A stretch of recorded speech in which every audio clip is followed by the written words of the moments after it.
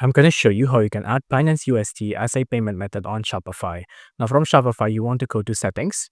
Now on settings, you want to go to payments. Now on payments, you want to scroll down, wait for it to load. Now scroll down and you want to go to add payment method. Now on here, you want to go to search by provider and then you want to click on search and then you want to type in BitPay.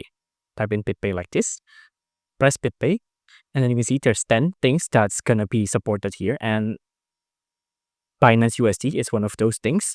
I'm just going to tap on this. I'm going to click on install. Wait for it to load. From here, just click on install. Log in with your BitPay account. If you don't have one, you can click on sign up here. Now you'll have to sign up with a lot of things like your business details and your website and all of your other things here as well.